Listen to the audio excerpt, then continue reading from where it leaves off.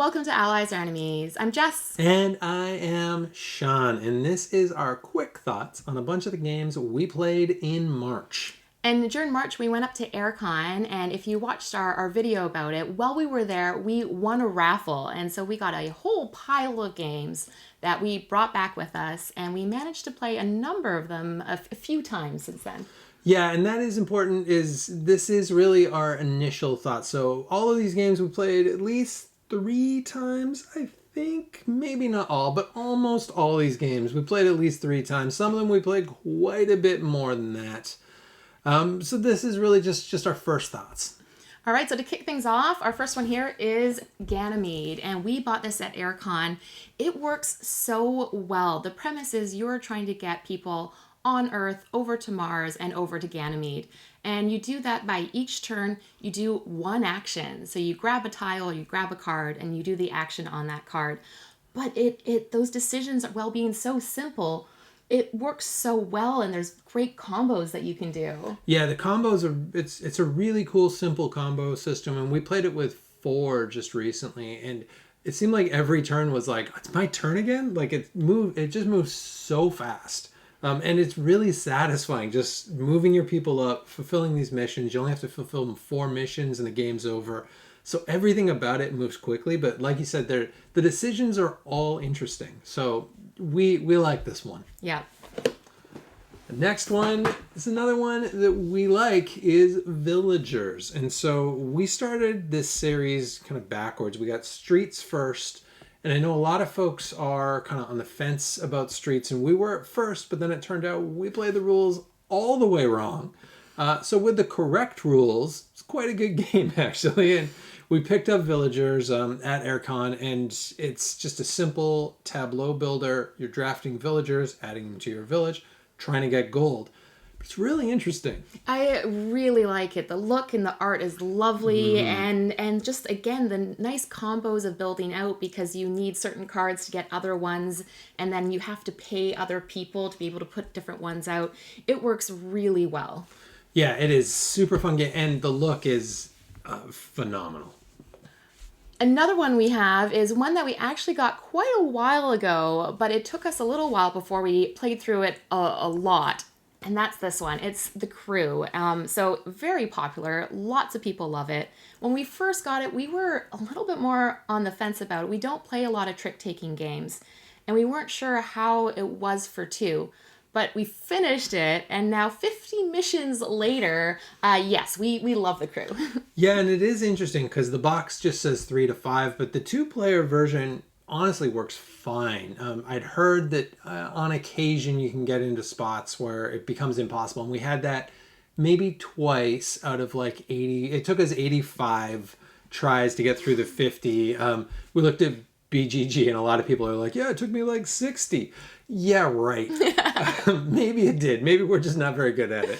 But it was only 2 times when it got in the way, and it worked fine. Like, we haven't played it with more than 2, so we don't know the difference. But if you're only going to play it with 2, I'd go for it, honestly. And it's like £10. Like, it's a very cheap game. We got a lot of play out of it. Yeah, and actually now, because of it, we're looking to get more card games. All right, next one we're going to talk about. This one, we're a little on the fence about. This is Kids Chronicles Quest for the Moonstones. So this is, really, it's the kids' version of Chronicles of Crime. And I like Chronicles of Crime. I like the idea. We're playing the first one. It's so dark. I don't know if the other ones are less dark than the base game, but the base game, whoo, it is dark. So I was looking forward to this with the wizard and the magical world. It is really simple, though. It's meant to be a kid's game. And it is. Like, if you got kids, like, 10 and under, they're probably going to love this, because it's just like a cool little interactive story that you're part of. But it's real easy. Yeah, it uses the app again, so it shows you a scene that you look around. But in this case, the scene has one very large character and, like, one very clear item, and then it asks you afterwards, did you find the one character and the one item? So as a kid's interactive story, it does work great. And we did manage to find a couple Moonstones. Yeah, we even though we're saying it's too easy for adults, we played through 3 of the missions. because it was kind of fun to play through, but it's really simple. But if you got kids, it's great. Our next one is Tiny Epic Dungeons. And this is a dungeon crawler in the Tiny Epic game series of boxes. It's the newest one. And it works really, really well. The components look great. The mechanics work really well. I guess the one tricky with it is it's very, very hard. It is. We talk about that in a review. We've got a video about it. And we talk about that it is too hard, but it really is. And it does work. Everything in the box is good. They've got all the pieces for the system. It needs a tweak. There needs to be something, and I'm sure people online are already coming up with it, and we've seen some of the house rules, and they do work, and they do make it a little bit better. And probably people who are better at it than us. But we got one win in like 16 games or something. And we only came close like a couple other times. We weren't even close the rest of the time. Yeah, so it is probably at least a scotch too hard, but it can be tweaked. And I think as soon as kind of the community finds that tweak, it's going to be phenomenal. Yeah. Like, it's great right now, but it's going to be really great. Exactly.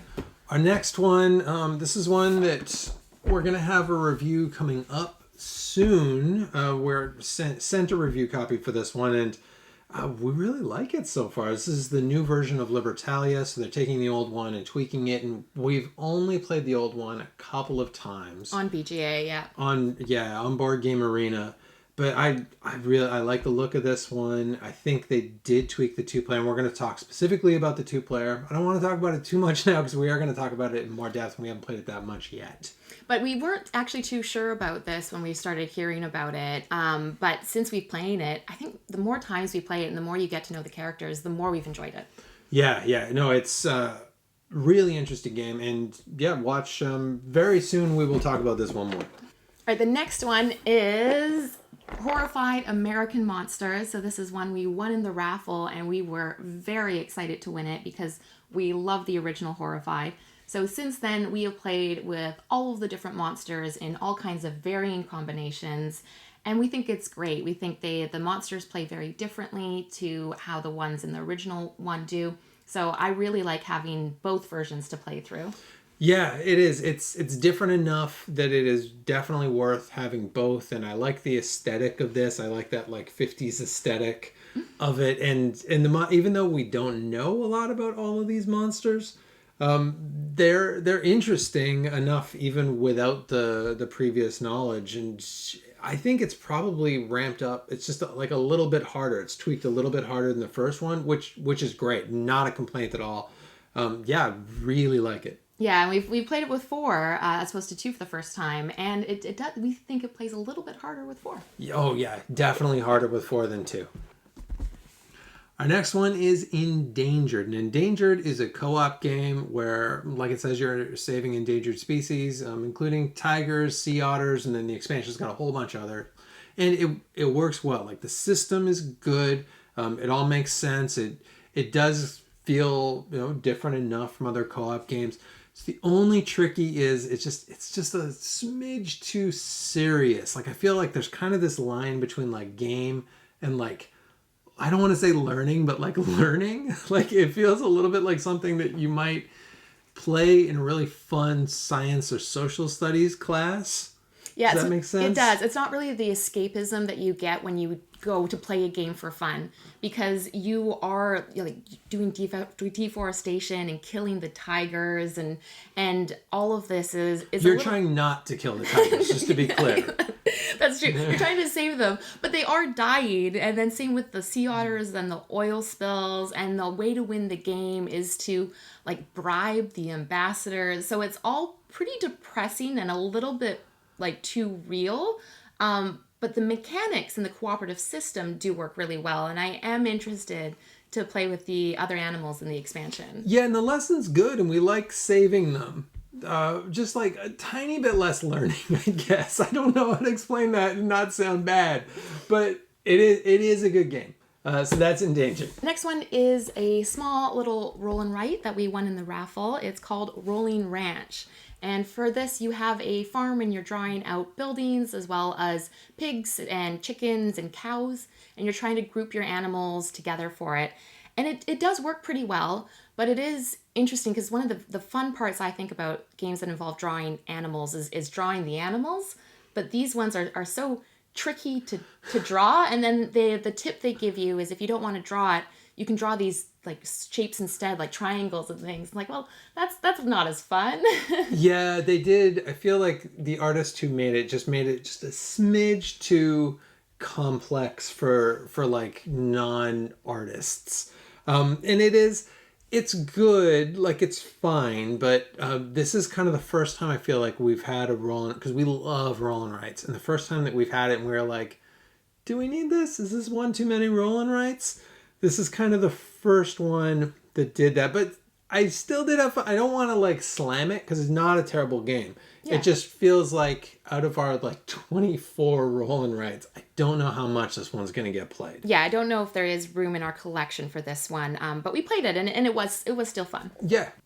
Our next one is a Kickstarter that I've been excited about for a little while, and this is Marvel United X-Men. And the first Marvel United is great. It's Avengers. I like the Avengers. I like all comic book things, but X-Men is like my love.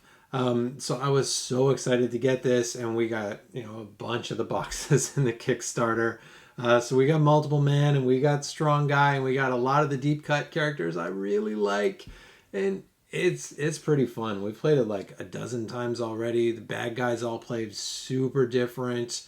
And it feels like there's a smidge more complexity maybe than the first one as well. Yeah, and I love the first one. The first one was in my top 20 games because it's a quick cooperative game, which I really like, something that you can play in 20 minutes.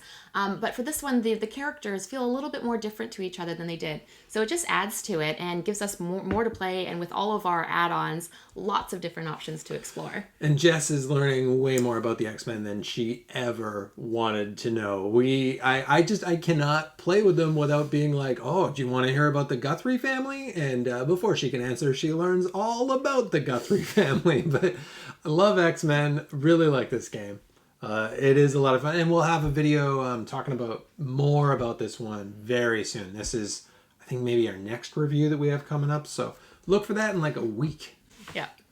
Our next one is Strike the Dice game. This is one we, again, won in the raffle. We've played it like 18 times, but it's because it can take like 2 minutes to play. It's a dice battle game. You roll your dice based on the icons. If they match, you're able to pick them up. But the Harry Potter one has a few little kind of special abilities to it. Yeah, it actually makes it playable, because I feel like regular Strike doesn't really work with 2. It actually makes it playable with 2 because of how some of the special powers work. It's not like it's a very light game. You can play a game in 3 minutes. Yeah. But it is fun. Like, we played 18 games back to back in like 20 minutes, but we just were like, one more. And it is super like addictive that way, and yeah, it's just like fun, simple game. Yep, it really works as a quick, simple game. And we got Anachrony, Fractures of Time. So obviously this is an expansion to Anachrony, and anyone who got the big Anachrony Kickstarter pledge, you'll already have this, but we didn't. We got into it a little bit later, so we've slowly been picking up all the expansions. This is the last one to come out, and I've been very excited about it.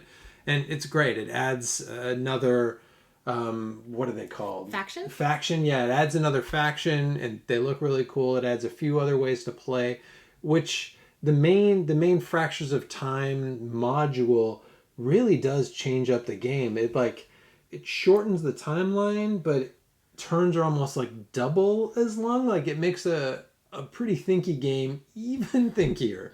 Yeah, the first time we played it, because Anachrony is already a thinky game, it was like, oh wow, there is this whole other element to add to it. But if you're just adding that module on its own, it is still very doable, and everything is so clear with the icons. They do such a great job of being able to see something and know exactly what it means. Yeah, this game amazes me how heavy it is, but how little like rules overhead there is within that heaviness. It's really it's what impresses me so much about Anachrony as a whole. And I think Fractures of Time, I bet we'll use it like 50% of the time. It works really well, and it's a different enough feeling that I think we'll go. It doesn't replace it, but it's a good kind of back and forth. Yeah, I really liked it. This one is Mercado de Lisboa, and it's based on Lisboa by Vital Lacerda. It's one part of the main game that you're doing, and that part has enough to it that they thought, oh, let's make it an individual game, and it's an abstract strategy game. It looks really lovely. You're putting out these stalls and these restaurants, and you're trying to combo them and then add customers, and the more the customers match the number of stalls you have, the more coins you get. But I think because it was just taken as one portion of a bigger game, it feels like, I don't know, almost a little too simple. Yeah, it feels like a portion of a larger game, which is, in fairness, what it is. It is like there's enough in here, and I do wonder if I didn't know it was part of a bigger game, would I have this same thought? Like if you just gave me this game in a vacuum, I don't know if I would be like, yeah, it's plenty. But I don't know, it does feel like there's something missing, and I'd be really interested now that we've played this to play Lisboa, because I like this, and we've played this. It takes like 20 minutes. Like it's very quick, and every time we're done, we're like, oh, that was like we're at the end already. Wow, and it is thinky, and you are comboing, and there is definitely strategy to this, but. Yeah, it really makes you think like what else is in this game? How does this fit within the larger game? And I'm really curious about that. Yeah, we will have to try Lisboa at some point to see. This one we just done a video about, so if you want to know more about it, look at that. But it is Icky, beautiful game. It's really interesting. It's a rondel game where you've got workers, and it's also it's kind of like an action selection, and you're retiring workers. It's got seasons. This is not a good explanation, but the video explains it very well. But what I'll say about it now is we like it, and we just keep playing it. Yeah, and one thing I really like about it is it just simplifies everything. It's so well laid out. You get these player boards that just say, first step you do this, next step you do this, and you follow it through. And so it has a lot of layers to it, but it doesn't feel challenging at any stage because it's just laid out so nicely. Yeah, it's like it's challenging in that it's a thinky game, and it is like there's definitely big decisions to be made, but it's not like the rules never get in its way, which is to its credit. This is one we've been thinking about for a while because we've heard some other people talking about it, Sierra West, and so we saw it for £10 at the Bring and Buy, and so purchased it. And first initial impressions, we've only played through 2 of the 4 modules. Love it. It works so well. You use your cards to build the route, and then you have these little explorers that you're putting out to do the actions along of it. And I haven't seen anything that really works like this before. No, it's totally its own thing. Like how you have the card pyramid, and the way that you're adding cards to your hand, and the way that you're using your board with the travelers, and you've got 3 guys who do totally different things. And then like the first 2 modules felt so different from each other. I'm really, really interested to play the next 2, because just looking at the bits, I can tell those are going to play totally different from the first 2 as well. It's a fascinating game. This is like, there's so much in this box. We picked this up for £10, which I feel like was an absolute highway robbery for how much is in this box. I think we're gonna have a lot more to say about this, especially after we've played the other 2 modules, but so far I am blown away. Yeah, really, really enjoying Sierra West. All right, next up we have got Steampunk Rally Fusion, and this is actually the Atomic Edition because it's also a Steampunk Rally. It's both games in one game, and there's a lot of stuff in this box. You've got 4 different racetracks. You've got, I don't know, a whole bunch of inventors. Honestly, it doesn't matter because I'm only going to be Tesla. But there's Tesla, and there's a whole bunch of not Teslas that Jess chooses from. And And it's an interesting dice placement game that's also a race game, but it does feel like dice placement first, and then like you're also doing a race. Yeah, I like one of the parts of it is that throughout the game, your inventor is building this contraption. So you draft cards to add it on, and in the end, you have this really intricate kind of design to it, and then you're adding the dice to that. I think where we struggle a little bit with it is the higher the dice, the better it is, the more you can do that action. And so if you have a few turns with really poor rolls, it's tough to recover from that. Yeah, and when Jess says we struggle a little, really I struggle a little. I've done something to offend the dice gods at some point in my life, and my dice rolling is it just never works for me. And there are ways to mitigate, like you can, if you get a lot of gears, and the gears, by the way, they've got metal gears, at least in this version, and they're really cool, and that's kind of your money. You can use those to re-roll or raise your dice, and so there are ways to mitigate it, but it feels like you're spending a lot of your life mitigating it so that you can move just enough. And I don't know if the other scientists, I can't imagine they work better because Tesla is obviously going to be the MVP, but it's good. It hasn't quite grabbed me yet. The final game is The Great Wall, and this is one we won in the raffle, and we were really excited about it. And I wasn't too sure, because seeing all of the minis involved, definitely thought it was going to be fighting against each other. But instead, you're using cards to pick your actions and putting your workers out. It is really a worker placement game that lets you kind of semi-cooperatively build your defense and your walls and try and defeat the incoming hordes that are trying to break through it. And it looks amazing, and I really like the mechanics to it as well. Yeah, it is. It's beautiful, and we're lucky because we got like the most beautiful of the versions with the minis, and they're like sun-dropped, I think it's called. So they're like a little bit kind of, they've got this weird kind of paint thing on it that Awakened Realms does, and they look great.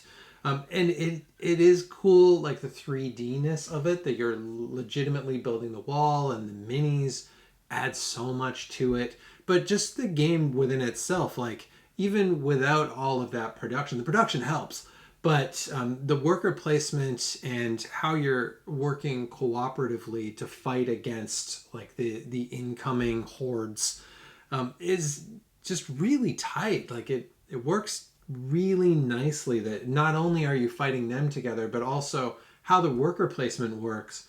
You're kind of doing that part together as well, because it sets off once there's enough across all of the people, and you are kind of meant to like share that as well. Like there are negatives that can happen if you just do some of those spaces by yourself. So it's really, really interesting, creative, totally different game. And one thing that is neat about this is so far we've just played the competitive version, but there is a full-on straight cooperative version that I think they put a lot of thought into, because there's a whole other sets of all of the cards to use for that, and we haven't even touched that one yet. So really looking forward to seeing how that plays. Yeah, really cool game. If you're on the if you're on the wall about it, get it. It is great. And that is it. That is that's a whack of games that we went through there. 17 is a whack, as you would have been taught in math, I'm sure. But that is a bundle of games. March was a big month for us. We played a lot of games. Yeah, and it was really great to have the opportunity to play so many new games as well, and we're really looking forward to diving more deeply into a lot of the ones that we've only managed to play a couple of times. But if you have played any of these, please let us know in the comments. Which ones did you like, and which ones you maybe want to see a review of in the future. Yeah, and who are your favorite X-Men? Let me know which ones were missing for you, because we got like 100 X-Men, and I'm still like, oh man, I wish they had Husk. I wish they had, like, there's still some weird little ones that I'm like, oh, why didn't they have them? But if you want to talk about X-Men, this is your guy. And on that note, if you like the video, please like, subscribe. All of that really helps us out. And hopefully we will see you for the next one.